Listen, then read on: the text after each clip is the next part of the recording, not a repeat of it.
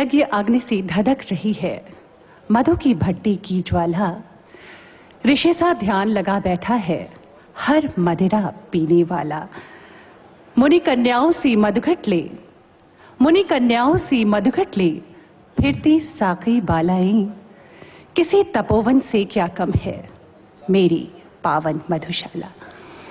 मधुशाला की इन रुबाइयों के साथ ही मधुशाला के कवि के रूप में प्रसिद्धि के शिखर पर पहुंचे आदरणीय श्रद्धेय स्वर्गीय डॉक्टर हरिवंश राय बच्चन जी की 99वीं जयंती के इस शुभ अवसर पर सहारा शहर के इस सभागार में सजी इस पावन मधुशाला में आप सभी सम्मानित अतिथियों का बहुत बहुत स्वागत करती हूं, अभिनंदन करती हूं। जीवन की आपाधापी के बीच ही आज कुछ लम्हे निकालकर सहारा इंडिया परिवार प्रतिवर्ष अखिल भारतीय कवि सम्मेलन के रूप में आयोजित करता है। आज का दिन जन्मदिन एक ऐसे महाकवि का जिनके गीतों ने ही नहीं उसमें समाये उनके दर्शन ने हिंदी जगत को एक नई दिशा दी। आइए कार्यक्रम आगे बढ़ाते हैं, इसलिए भी क्योंकि एक एक पल में भरना है युग युग की चाहों को। बच्चन जी की इसी कविता के साथ इस कार्यक्रम को आगे बढ़ाते हैं और आमंत्रित करते हैं आज की शाम हमारे इस मंच की शोभा बढ़ाने वाले कवि श्री अशोक चक्रधर जी को। सहारा परिवार के सभी सदस्यों, उनके मुखिया और उनके कारण जो सुखिया हैं, वे सब के सब आदरणीय मुलायम सिंह जी, हमारे देश के नहीं, इस पूरे संसार के नहीं, पूरे ब्रह्मांड के गौरव अमित जी, अमर सिंह जी, अभिषेक भाई, जया जी, सबको प्रणाम करता हूं।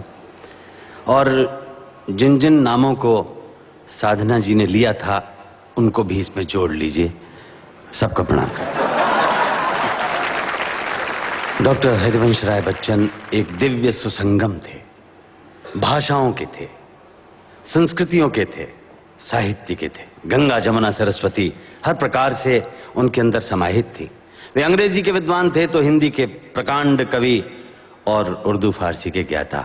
तो ऐसी साहित्य की गंगा जमुना और सरस्वती को मिलाने वाले इस कवि का एक और अभूतपूर्व योगदान हमारी वाचिक परंपरा को मिला है कि वे जहां शास्त्रीय कविता के उत्कृष्ट कवि हैं, वहीं वे लोकप्रिय कविता के भी उन्नायक हैं। और उन्हीं को यह श्रेय जाता है कि कवि सम्मेलन जैसी लोकप्रिय विधा आज इतनी विकसित हो रही है। ये कवि आदरणीय बच्चन जी का एकलव्य आपको एक प्रस्तुति दिखाना चाहता है। सबसे हटकर अलग अकेले में बैठे ये क्या लिखते हो? काट छांट करते शब्दों की, सत्रों में बिटलाते उनको, लंबी करते छोटी करते। आंख कभी उठकर दिमाग में मंडलाती है और कभी झुककर दिल में डुबकी लेती है। पल भर में लगता सब कुछ है भीतर भीतर, देश काल निर्बंध जहां पर बाहर की दुनिया थोती है। क्षण भर में लगता अंदर सब सूना सूना सूना, सच तो बाहर ही है, एक दूसरे से लड़ता मरता फिर जीता।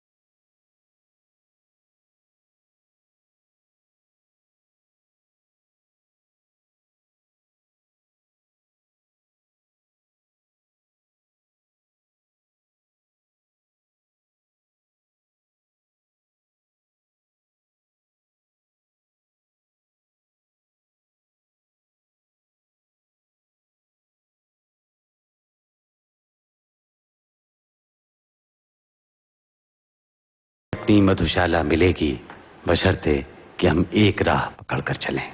धन्यवाद। और इन्हीं स्मृतियों को ताज़ा करने की अगली कड़ी में मैं आमंत्रित करना चाहूंगी प्रसिद्ध साहित्यकार और धर्मयुग के संपादक स्वर्गीय डॉक्टर धर्मवीर भारती जी की पत्नी श्रीमती पुष्पा भारती जी को, जो स्वयं भी एक प्रतिष्ठित साहित्यकार हैं, जिन्हें सुयोग मिला, संजोग मिला धर्मयुग पत्रिका का, जो कि एक ऐसा मंच था, ऐसा सुसंगम, जहां पर शीर्ष कवियों, लेखकों और साहित्यकारों का संगम होता रहा है। पुरखों को याद करना, अपने पूर्वजों को याद करना, ये हमारी भारतीय संस्कृति की जड़ों में गहराई से बैठा हुआ है। सहारा श्री ने जो ये एक नया संकल्प लिया है अपने अग्रजों को याद करने का, उनके जन्मदिन को इस प्रकार इतनी बड़ी जनसंख्या के बीच में मनाने का, ये उनका संकल्प बहुत बहुत अभिनंदन और स्तुति के योग्य है। पूरा हिंदी परिवार उनको बहुत कृतज्ञ रहेगा, धन्यवाद देगा इस एक संकल्प के लिए। उम्र में मैं उनसे बड़ी हूँ, उस नाते मैं उन्हें आशीर्वाद भी देती हूँ कि ईश्वर करे उनका ये संकल्प और विस्तार लेता जाए, खूब खूब बढ़ता जाए।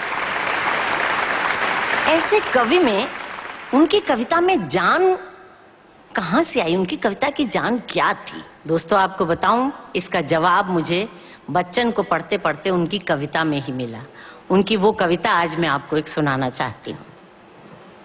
छप चुकी मेरी किताबें पूर्वी और पश्चिमी दोनों तरह के अक्षरों में, और सुने भी जा चुके हैं भाव मेरे देश और परदेश दोनों के स्वरों में, पर खुशी से नाचने को पाँव मेरे उस समय तक है नहीं तैयार, जब तक गीत अपना मैं नहीं सुनता किसी गंगो जमुन के तीर फिरते बावले से। ये आदमी सिर पे चाहता था कि गंगा जमुना के किनारे एक बावला सा आदमी चला जा रहा है और इनके गीत गुनगुना रहा है, ये उसकी चाह थी। और बावलों को नहीं जानती, एक बावला मैंने देखा है, उसके साथ जी हूँ, धर्मवीर भारती। अपने सुख में, अपने दुख में, अपनी उदासी में, अपने उल्लास में, जब भी उनके मन में भावनाओं का उद्रेक उठता था, वो बच्चन को गुनगुनाते थे। बच्चन की पंक्तियां हर समय उन्हें उनमें खुद नजर आते थे, खुद गुनगुना करके उन्हीं में सुख पाते थे, उन्हीं में अपने दुख का शमन करते थे। अपने यहाँ कथा है ना कि महारास के दिन जब कृष्ण गोपियों के साथ नाचते थे, तो हर गोपी को ये लगता था जैसे कृष्ण उन्हीं के साथ नाच रहे हैं।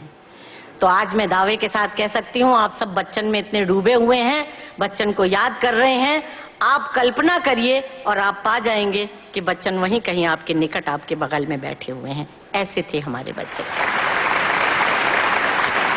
और अब आइए आज की इस काव्य संध्या का आगाज करते हैं। जहां न पहुंचे रवि वहां पहुंचे कवि। हिंदी कविता की विशेष पहचान कराने वाले पोइट्री ऑन व्हील्स के नाम से चर्चित यशस्वी कवि श्री गोपाल दास नीरज जी को मैं आदर के साथ मंच पर आमंत्रित करना चाहती हूँ, जिनके लिए मशहूर है कि आप भाषा को स्वयं रचते हैं और उसे अर्थ रसायन की से शक्तिशाली बनाते हैं। मैं जब सो जाऊं इन आंखों पर अपने होंठ रख देना, दिल को यकीन आ जाएगा कि पलकों तले भी दिल धड़कता है। इन कविताओं की रचयिता जनाब बशीर बद्र साहब को आमंत्रित करती हूँ, जो उर्दू शायरी में गजल को जिन्होंने एक नई दिशा दी है।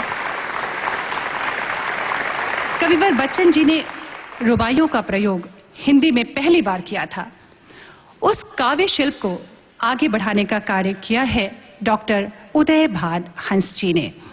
देश के अकेले सर्वाधिक संवेदनशील मुक्तक लिखने वाले कवि डॉक्टर उदय भान सिंह जी को आदर के साथ, सम्मान के साथ मंच पर आमंत्रित करती हूं और स्वागत करती हूं।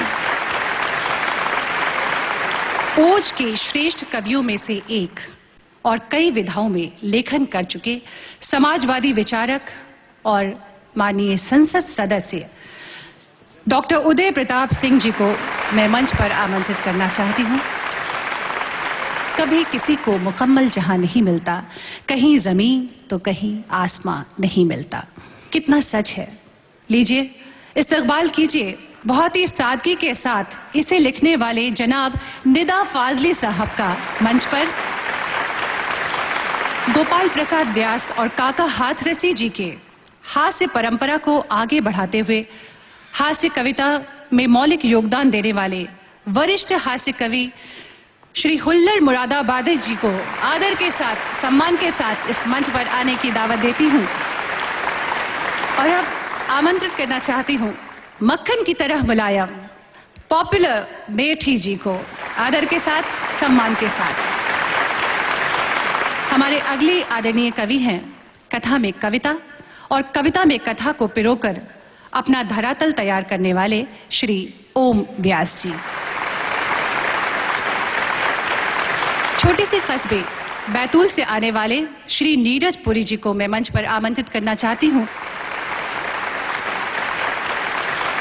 काव्य संध्या के अगले कवि डॉक्टर सुनील जी जोगी जी को मैं मंच पर आने की दावत देती हूं।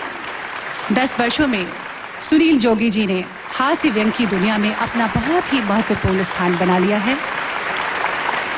प्यार जिनका प्रिय विषय है और मधुमास जिनकी पुस्तक का नाम है। मैं आदर के साथ आमंत्रित करना चाहती हूँ श्रीमती मधु मोहनी जी को मंच पर। अशोक चक्रधर जी सिर्फ उस व्यक्ति का नाम नहीं जो देश विदेश के कवि सम्मेलनों के लिए एक जरूरी कवि बन गया है। अशोक चक्रधर सिर्फ उस व्यक्ति का नाम नहीं जिसने अपनी मल्टीमीडिया प्रस्तुतियों से हिंदी को हाईटेक करने की पहल की है। अशोक चक्रधर सिर्फ उस व्यक्ति का नाम भी नहीं जिसने मंचीय हास्य व्यंग को अपने कौशल से, अपने विशिष्ट संचालन से नए आयाम दिए। अशोक चक्रधर नाम है उस व्यक्तित्व का जिसमें अनेक प्रतिभाओं का समन्वय है।